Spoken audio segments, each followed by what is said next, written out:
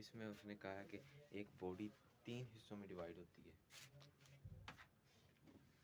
ये 3 हिस्से हैं, एक का मास m/4 है, दूसरे का मास भी m/4 है, तीसरे का ना हमें मास पता है, ना हमें उसकी वेलोसिटी पता है, और उसकी हमें फाइंड क्या करना है, बॉडी का वेलोसिटी फाइंड करनी है बॉडी की। अब पहले पीस का जो मास है m1 इक्वल्स m/4, दूसरे का m2 का भी m/4 है। अब ये सिंपल सा जनरल सा फार्मूला है, आप सबको आना चाहिए। m equals m minus m1 minus m2। ये m equals m minus m1 minus m2। m3 equals m1 मास 1 हमारे पास ये m/4 था, मास 2 भी हमारे पास m/4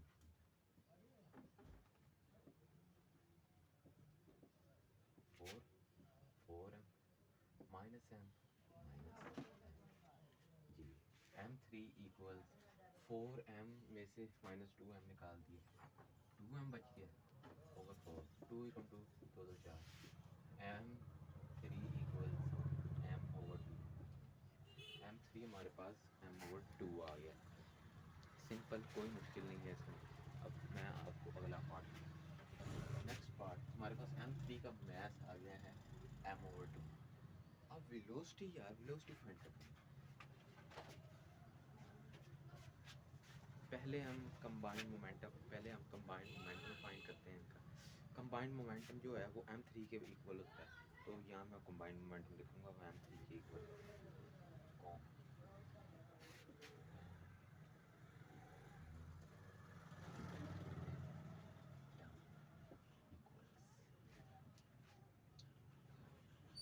कंबाइंड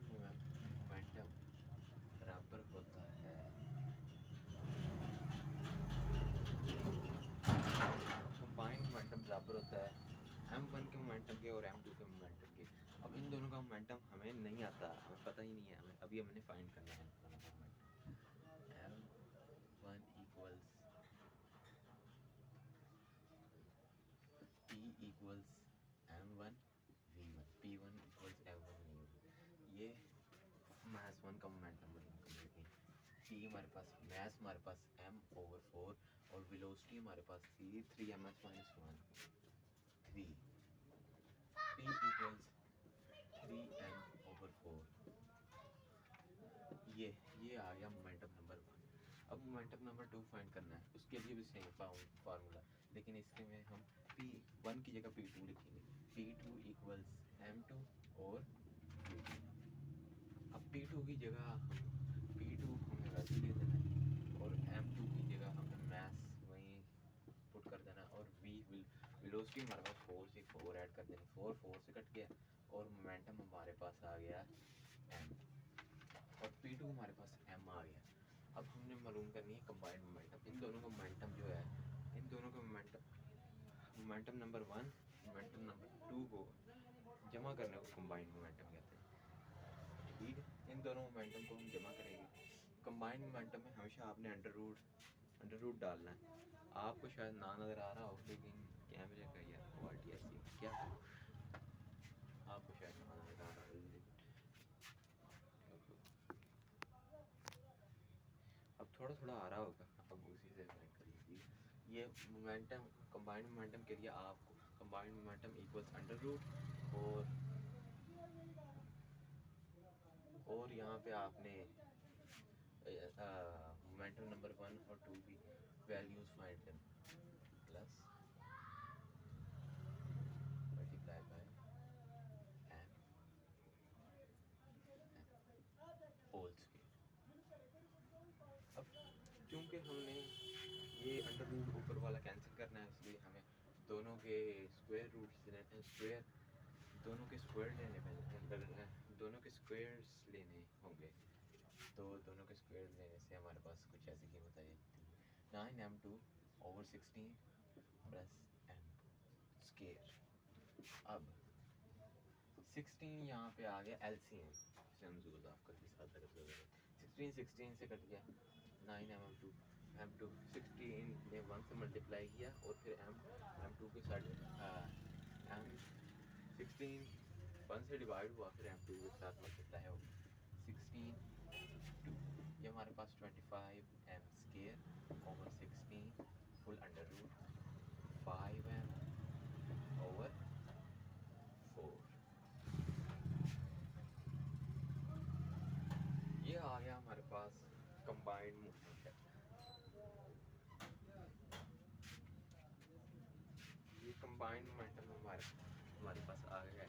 अब इस कंबाइंड मोमेंटम ये कंबाइंड मोमेंटम है, लेकिन इसे P3 में कैसे हम चेंज करेंगे ये आपको मैं यहाँ बताता हूँ। इसे P3 में चेंज करने के लिए हमें कंबाइंड मोमेंटम को ये जो है m/2 इसके साथ मल्टीप्लाई करना होगा, इसके साथ मल्टीप्लाई करना होगा 5m/4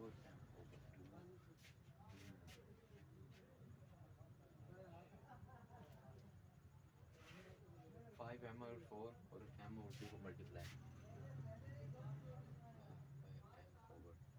नहीं ये हमारे पास दो चीज़ें आ गई। हमारे पास मोमेंटम भी है और हमारे पास मास भी है।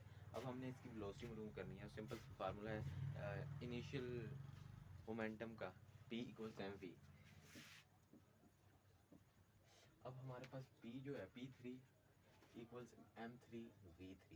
P3 हमारे पास है 5m/4 P3, वो हमने यहाँ पे वैल्यू पुट कर देगी और m3 भी हमारे पास है m/2 जो हमने फाइंड किया था और मल्टीप्लाई है v3 हमारे पास वेलोसिटी हमने फाइंड करनी है।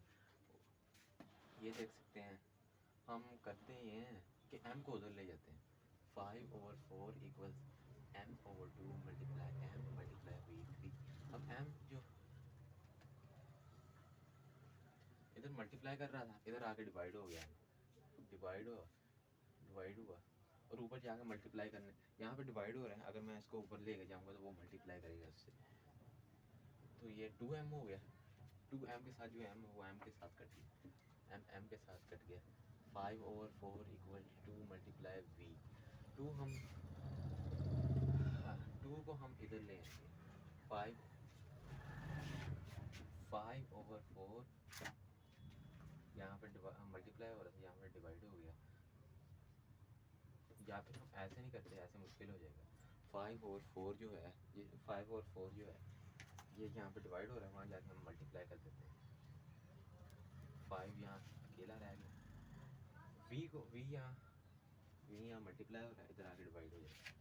5/4 / v = 2। अब 4 = 2 × 4 को हम उधर लेंगे 5/8 = 8। अब v को उधर ले जाएंगे 5 = 8v।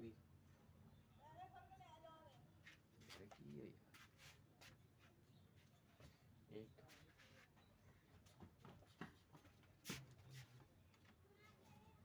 दोबारा से करते हैं, वो पेज की जगह वो वाइट बोर्ड की जगह थोड़ी सी P = mv, P3 = mass 3 m/2 v। P3 हमारे पास है 5m/4 m/4 = m/2 × v। अब मुझे समझ आया, ये m हम इस m से काट देंगे, ये 2 उधर चला गया, 10/4 हो गया। 2 ने 5 के साथ मल्टीप्लाई किया इधर जाके 10/4 = m हो गया। 2 2 4 2 5 10। अब हम 2 को अगर 5 पर मल्टीप्लाई करें तो हमारे पास मोमेंटम आ जाएगा 2.5 ms-1। ये हमारे पास आंसर आ गया। ये न्यूमेरिकल थोड़ा सा लॉन्ग में है तो ये इम्पोर्टेंट भी है, क्योंकि ये ऑफ कोर्स ये काफ़ी मुश्किल है, थोड़ा सा हार्ड है थोड़ा सा।